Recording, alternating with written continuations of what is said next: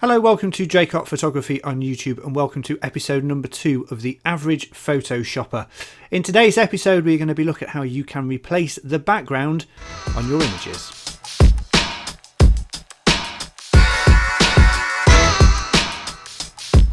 Hello then, welcome along to the second episode of the Average Photoshopper. I am Ian HRP and in today's video we're going to be showing you how you can turn this image with a horrid background, yes it is my image, and replace it with something like this, a nice blue sky background. So the first thing we need to do is we need to mask out the foreground. This is the part of the image that we want to keep, with the rest of it being the part of the image we don't want to keep. So we are going to first of all try using the quick selection tool and the subject selection in Photoshop. This is a new feature that was released earlier on in 2020. Works okay. It uses the Adobe Sensei, which is apparently their artificial intelligence. I've yet to have it give me a perfect cutout on the first attempt, but we shall see what it brings us this time. Okay, so we press the select subject tool, and as you can see, it has pretty much thought that all I wanted was the boats in the foreground, but actually I want all of this from the building here all the way to the edge here, including this water. So we will go to the select and mask, and now we're going to paint in what we want to keep, and we'll do that. So we'll use the brush tool and we will use a fairly large brush. If you want to change the size and shape of the brush, if you press the Alt key and then the right mouse button, if you drag left and right, you can change the diameter of the brush. So you can go to really, really large, whatever size you want. And then if you do up and down, you can change the softness of the brush as well. So you can go from a really soft brush to a completely hard brush. So we'll do a hard brush for this and we'll keep it about that size. And we are just going to paint the bottom of the image. And you just want to go around. You can be as liberal as you want on this because we know we want to keep all of this bottom of the image, and then we will refine the edges as well. Okay, so I'm just going to lower the size of the brush and just do up here. Okay, that'll do for now. So everything that is in red will be masked out and everything that is not in red will be kept in the image. You can change that on here, you can change the color, and you can also change the view as well, but I always use overlay. I find that easier to work with. So let's go on to the refine edge brush tool. And what this does, this allows you to be a lot more accurate on the edges around your image. So let's go to the magnifier and we'll start in this corner. And we'll go to the refine edge brush tool. Actually, we'll just do a little bit more on there.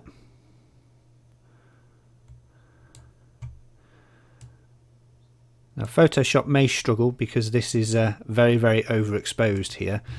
Wasn't a good shot at all originally, but we'll see if we can make it into a semi-decent shot. So using the refine brush edge tool, we're going to go around all of these different parts and bring them back into the photo. I'm just going to go a little closer.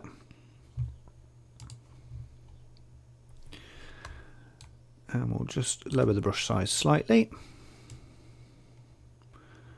We want to try where possible to get Photoshop to include all of these. It may well struggle because of the very light background. Okay, so we have gone through and most of this, and we have just used the refine brush edge tool around here. Now the rest of it will hopefully be slightly easier, and what we need to do now is go around the rest of the image. So what we need to do now is go around the rest of the image and just paint out along the edges, making sure we include as much detail as we can. And the sharper edges are normally a lot easier for Photoshop to do, and in turn a lot easier for you to do as well. So let's paint out these, and we want to bring in this bar across here.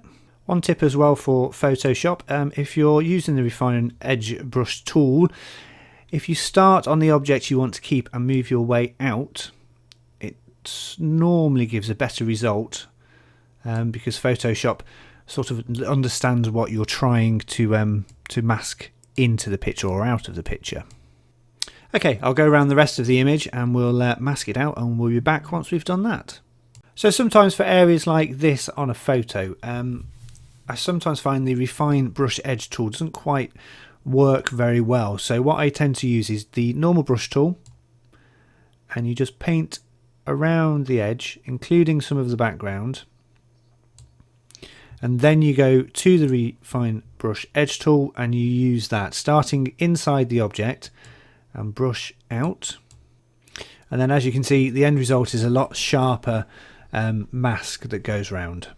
Okay, so we're still making our way around the image, and we're just going to do these pieces of rope here. So I am just going to use the normal brush tool. If I click once and then press and hold the shift key and keep the shift key held down, what this will do is this will draw a straight line between the previous click and your next click, and it just means you can complete sections like this quicker. I'll just change the brush size up a slant. So click, press and hold the shift key, and then just work your way along. The smaller distance between each one, the better it can be, and it will also work if you're doing that round corners as well. And then we'll just use the Refine Brush Edge tool, start from the center and move out. Work our way up and down. Okay, we're almost at the end. I've just got a little bit more to do. Okay, I think we are done. So we will now double click on the Move Hand tool, and that brings us back. And just, oh no, okay, we've missed a bit here in the middle. So we will use the standard brush tool. I'll just make that slightly bigger. And we're just going to paint in the grass here. And just there, and then we'll go back to the Refine Edge tool and we'll just tidy that up. Okay, I'm fairly happy with that. It's probably about 10 minutes worth of work to get that to that position. Let's just see what it looks like in black and white. Okay, that's fine. So the black and white is useful because it shows you bits like this that you may have missed originally. So we'll just paint that out.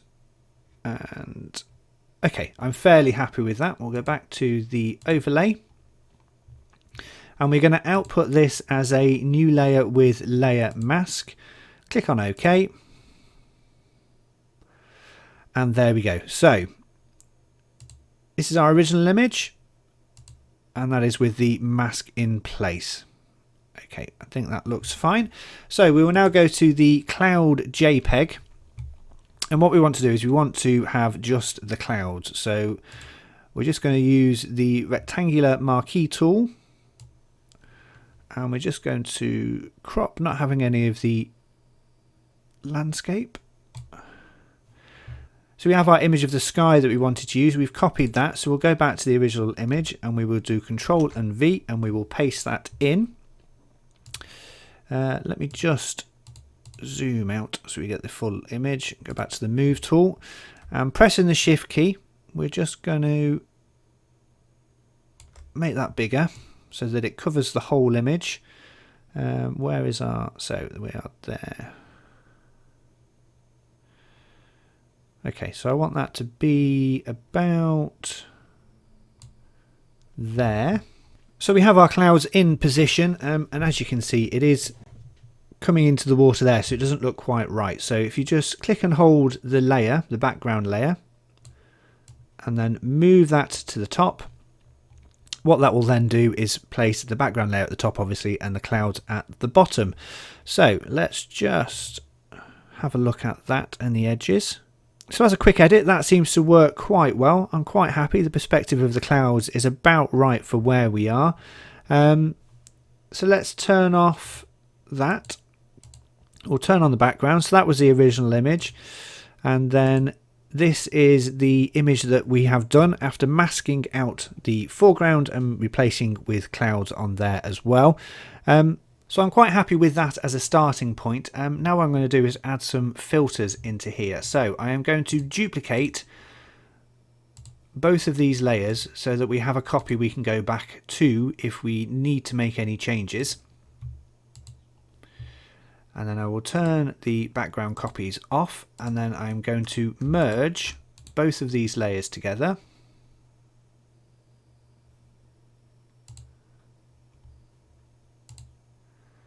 So we have one single merge, but we also have copies of the edits and changes we've done, so we can go back later and fix them if we find any bits that we're not quite happy with. So what I want to do is I want us to convert this into a smart filter for Camera Raw. So go to the filter option and then go to convert for smart filters. And what a smart filter allows you to do is it allows you to change and edit after the fact, so it's not a destructive one. And then we're going to go to Camera Raw filter, and now we are going to add some Lightroom presets that you have into Photoshop. I'll do a video on this and explain this in a bit more detail. So we're going to go to one that I've got called Game Day.